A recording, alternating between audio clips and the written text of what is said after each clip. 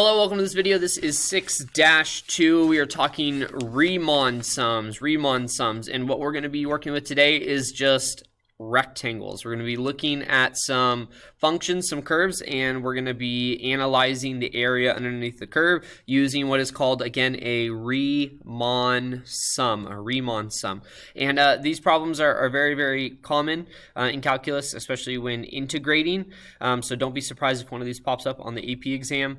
And you'll generally be using them too when given a table of data. So let's look at some of the different types of Riemann sums. All right, just so here in our notes, it says in lesson 5-6, you learned how to find signed areas using definite integrals. Not all areas can be found such a way. So some functions can't be integrated, and or if we're given a data of the graph. Okay, so what we're going to utilize is a Riemann sum. And this is an approximate area, so you'll see lots of approximation symbols in this lesson. In the first example here is given. There we go. Okay, and it says approximate the integral of f of x from 0 to 10 dx by adding the areas of 5 rectangles shown. So visually what you're seeing is a Riemann sum. Okay, and this is what we call a midpoint Riemann sum. And it's called a midpoint Riemann sum because you'll see in the middle of each rectangle, you have the height of the function. So here is the height of a function at the midpoint. Midpoint of this rectangle, here's the height of the function. Midpoint of this rectangle, there's the function. Midpoint of this rectangle, there's the function, okay? Here's my midpoint, so what's the height of the function? Right there. So that's how we calculate the height of each of the functions. And then these problems, they'll generally tell you how many intervals they want. In this problem, we have 5 subdivisions of equal width. So you'll notice that each kind of width here is 2. So on and so forth, okay? So if we want to approximate this area, what we can do is we can just go ahead and calculate the area of those rectangles. Okay, so I have the integral from 0 to 10 of f of x dx is approximately equal to, is approximately equal to, 2, so that's the width, times the height. And notice the height of this function is f of 1, right? So all of these heights here, this is f of 1, right?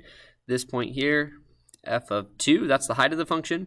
Here, the height of the function is the output value at 3, f of 3, and so on and so forth, right? So this is, did I say 3 there? Sorry, this is f of 3. This is f of 5. This is f of 7. And then lastly, we have f of 9 is the height of this rectangle. So I'm just going to go ahead and multiply 2 times f of 1. 2 times the height of f of 1. Plus, again, now this rectangle, the width is 2. The height is f of 3. So 2 times f of 3. Plus 2, which is the width, times the height of the rectangle, which is f of 5. Okay, plus this rectangle here, so 2 times f of 7. Okay, now I need this area. So again, the width is 2 times the height of the rectangle, which is f of 9. So in this graph, you can kind of approximate these, but again, a lot of these Riemann problems are going to be given with a set of data. So I actually have these values here, right? I have f of 1, which is here. I have f of 3, f of 5, f of 7, and f of 9. So these outputs are what we're going to utilize in this, okay? So this is equal to 2 times f of 1, which is 2, plus 2 times f of 3, which is 5, plus 2 times f of 5, which is 3, 2 times f of 7, which is 1, plus 2 times f of 9, which is 3. Okay, so we can calculate all this and you get 28 units squared. Okay, so that's basically what a Riemann sum is, and this is a specific example of a midpoint. Okay, in many cases, the rectangles used to approximate the areas are of equal width. So a lot of these, they're going to give you equal width, and we have some shortcuts or a formula to find the approximate area. Okay, so here this says the integral from a to b of f of x d of x is equal to w, which stands for width. Okay, so here again, w is the width, and you multiply times the height of the rectangles. So if you have equal widths, you can factor that out. And maybe, I don't know if you were shouting at me in this problem, if you're like, Schwarberg, they're all being multiplied by 2. So why can't we rewrite this with factoring the 2 on the outside? And you can totally do that, okay? So how do we know the width? Well, sometimes they'll give you the width. Sometimes they will tell you how many rectangles they want. So depending upon kind of what information they give you, you will either have to identify the width, or based upon the number of rectangles that they want, you'll have to get that width, okay? So let's go ahead and look at example 2, and they want us to approximate the integral from 0 to 10 of f(x) dx using 5 rectangles of equal width. Okay, so we know that n is equal to 5. I want 5 equal rectangles.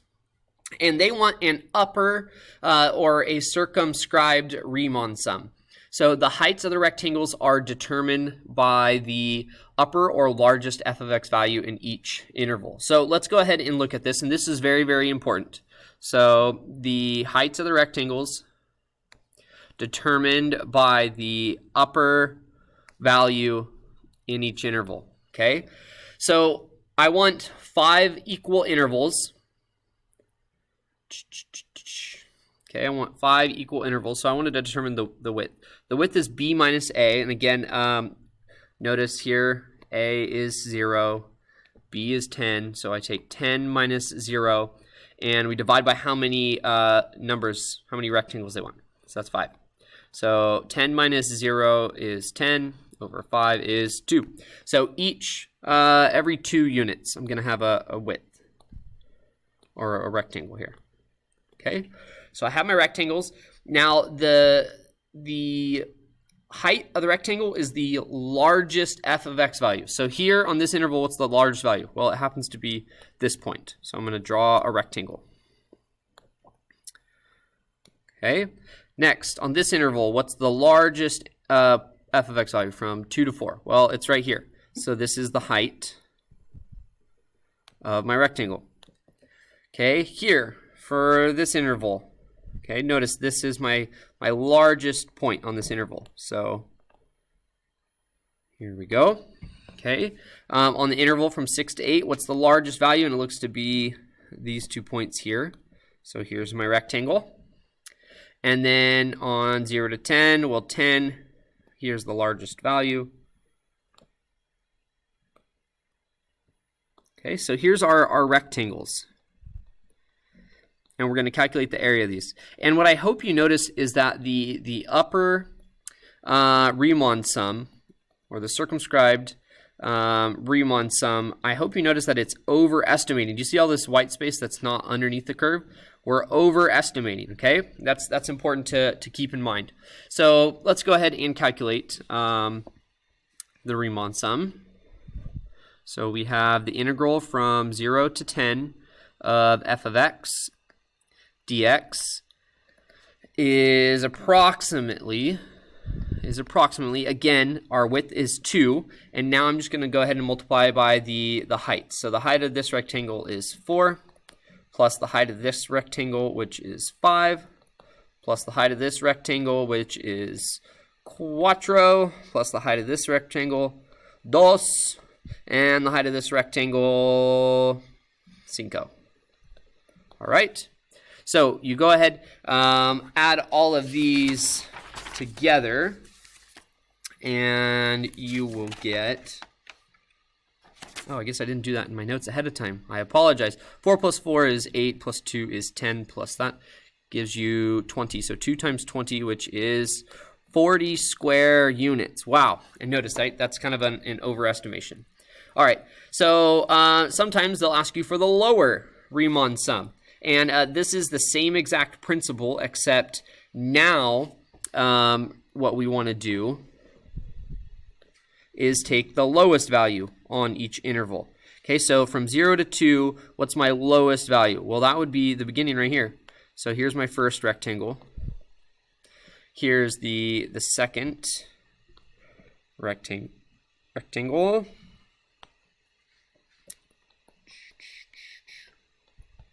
Okay, from 4 to 6, what's the lowest value? Well, it's right there. Okay, from 6 to 8, what's the lowest value? Well, that's right there. So that's the height of my rectangle.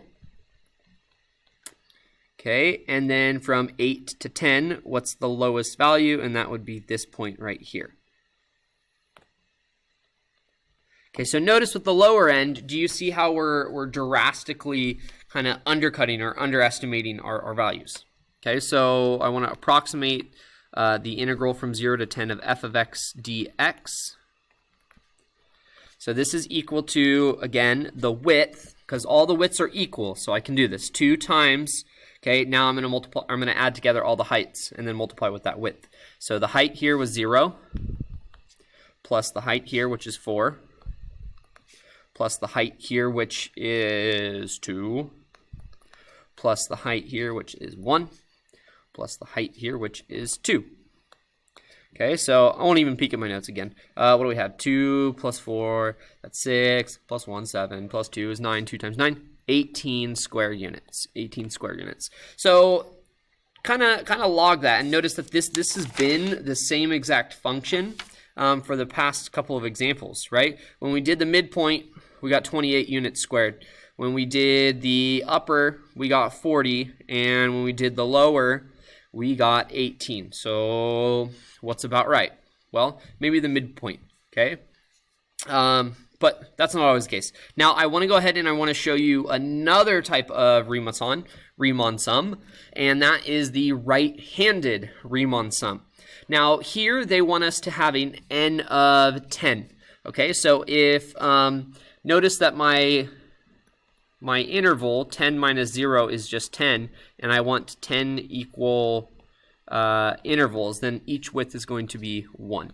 So each unit is going to have one rectangle, and I want a right-handed rectangle, or sorry, right-handed Riemann sum. So a right-handed Riemann sum is you go to the rightmost point of your interval. So I'll start over here with 10, and I'm going to go to the right side of it, and I'm going to go up to my function value, which is right here. So this is going to be the height of my interval. And I'll just draw an arrow straight down. Okay, so for the next one, I'm going to go to 9.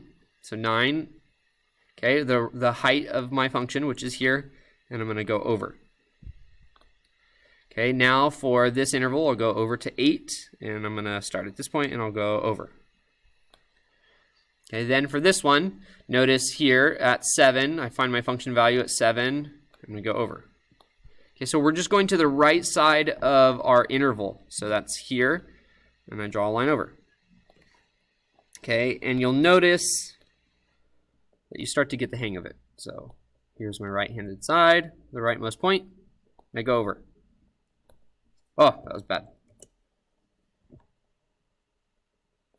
Okay, for 3, I'm going to go up to my function value at 3. Okay, and then I'll draw over. Okay, and here is kind of what all your Riemann sums generally look like. Okay, so that's a right-handed Riemann sum. There is something also called a left-handed Riemann sum, which is kind of exactly how it would sound. You go to the left side of your interval and then go over from there, okay? So we want to calculate the area of all of these rectangles. So the integral from 0 to 10, okay? And this is f of x dx. Notice our width is 1, so I'm just going to add up all the heights of all of these values. So the height here is 2, 4, 5, 4, 3, 2, 1, 2, 3, and 5. Okay? Whoa. So I'll go ahead, I'll add all of these up. So, man, keeps bouncing around all the place. So approximately 1 times, come on, computer. Okay, 2 plus 4 is 6, plus 5 is 11, plus 4 gives us 15, 18, 20, 21, 23, 26, and 31. So 31 units, which gives us approximately 31 square units. All right. Okay. All right. I'm going to go ahead. I'm going to stop the video here, and I will make a second video talking about examples 4 and examples 5. Okay. Catch you next time. Peace.